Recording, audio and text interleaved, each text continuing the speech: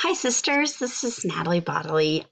Sister Bainey asked me to teach this lesson a couple weeks ago, actually, like a month ago. And then church was canceled, and it's just been crazy. So I was trying to think of things to do to stay involved, stay engaged with you. And I just had the thought that I should teach this lesson. So if you want to watch this video, great. If not, I'm not offended either. I'll try to keep it short. The lesson is um, it's a conference talk by Elder L. Todd Budge, and it was given this last October. And I thought it was very fitting that this is the topic that was chosen for today, considering what we're all kind of dealing with and going through. Um, First of all, my kids may come in here. We all got dressed and went to church today, to church in our living room, but we were all dressed and it was a good experience. So you can see my messy office back there, but we'll just roll with it.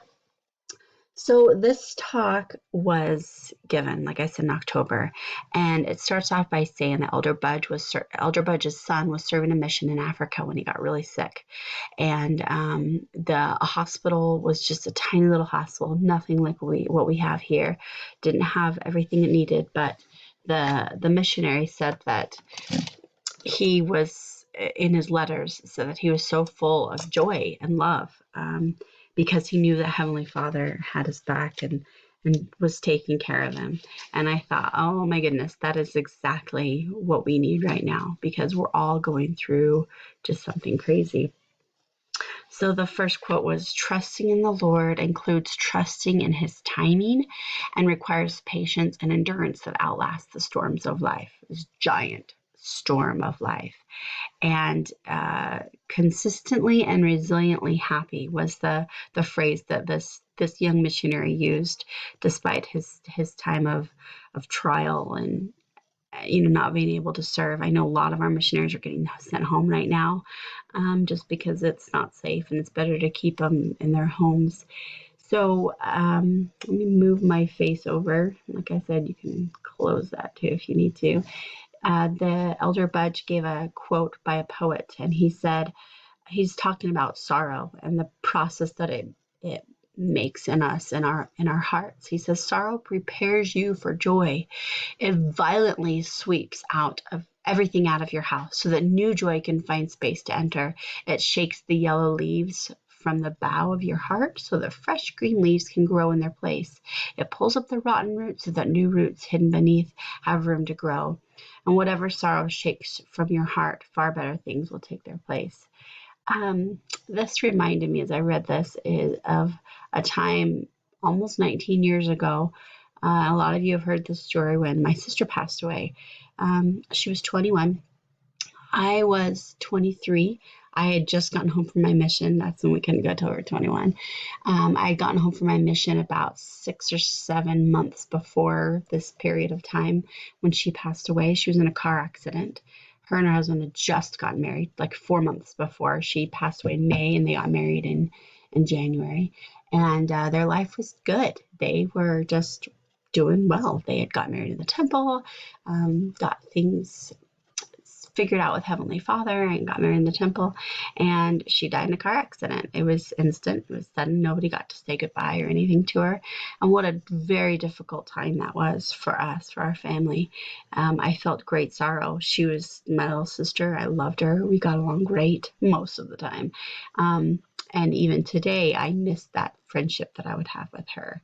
There's been a lot of opportunities where I've reconnected with some of her friends or people that knew her as a kid. And those are my favorite because they have Danae. Her name was Danae. They have Danae stories, and it's fun to reminisce about that. But that was such a difficult, trying time in my life. And she lived in Las Vegas. That's where her and her husband lived. That's where they met and fell in love and got married. And I was actually living in Las Vegas during that time because I was selling pest control of all things for a summer. And so I was living with my best friend. And I remember just wanting to stay in bed for days. I came home right after she passed for the funeral. back to Apple Valley, and I was home for about a week, and then I went to Baltimore to see a friend for a week that was already planned. She got home from her mission, and then I went back to Las Vegas, and I was depressed. I was extremely sorrowful, very depressed. What am I supposed to do? What is my role now? Should I, you know, I just didn't know what to do. And the thing that got me through it was knowing that Heavenly Father loved me and cared about me and didn't want me to feel this way. He wanted me um, to figure out what was next. And so I trusted him. I said, well, I need to go back to school. I need to finish school. Like I said, I'd just been home from my mission for a short time, so I hadn't really had time to figure out what I was going to do. And so I decided to go back home and just start school. And it was such an amazing opportunity for me to be able to focus on something outside myself. I got really involved in the singles ward and started serving and doing things that way. And it made life a lot better.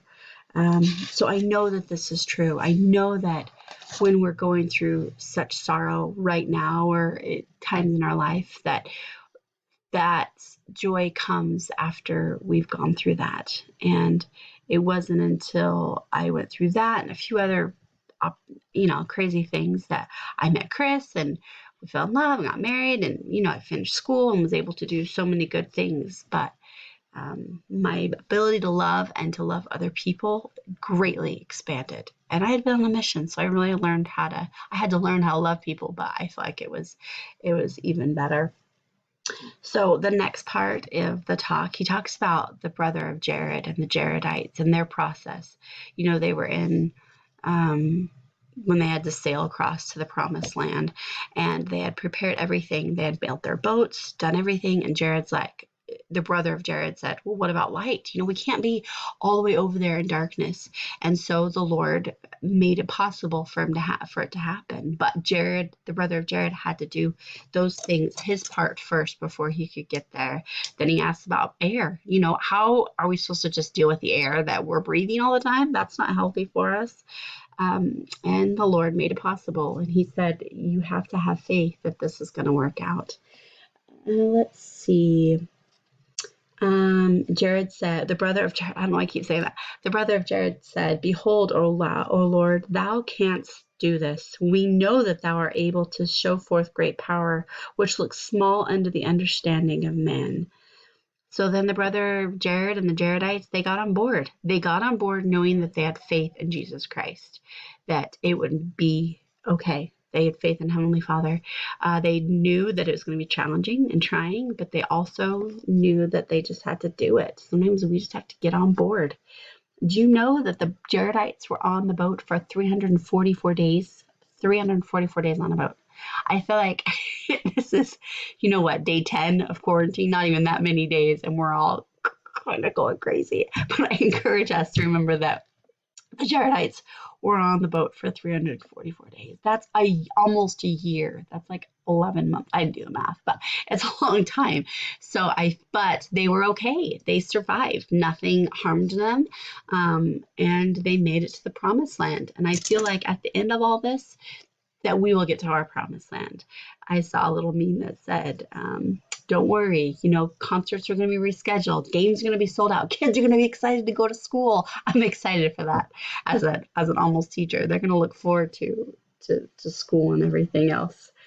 Let's see. Elder Budge, is that a name? Budge said in his testimony, he says, I testify that as we commend ourselves unto the Lord and consistently and resiliently trust in Jesus Christ and his divine purpose in our lives, he will visit us with assurances, speak peace to our souls, and cause us to hope for our deliverance in him. And I know these things are true, sisters. I know that, gosh, it's crazy right now. It's so unknown and uncertain, but that if we focus on what our prophet says, if we stay home, stay away from people, then we will be okay. And if not, as President Hinckley says, I think the quote is, I should have looked it up. President Hinckley said, in the end, it'll be okay. And if it's not okay, it's not the end. And I love that. I think that That's perfect. We're going to be okay. We're going to get through this. I know the schools are going to start rolling out curriculum ideas and everything else for our kids to do, so we don't have to try to think of things. But I know that we're going to get through this. It's going to be okay. I challenge you to read these talks. We have lots of time to read and study. Study our scriptures. Study Come Follow Me. Spend that time. I love Sister Warnock's ideas yesterday about going to the temple and not going, sorry, you can't go to the temple, ignore that. But there's so many things we can do to prepare names to go to the temple and do that, do some indexing. Anyway, I love you. I miss you all. Allison was, so this is our second week home, but before that, Allison was sick, so we stayed home. So I feel like I haven't seen you all in a very long time. Bishop's working on trying to get some things going for us virtually so we can kind of communicate and talk to each other. But I hope you're having a good day. And if you need anything, let us know. But anyway, I think you're wonderful and I love you, and we'll talk to you later. Bye.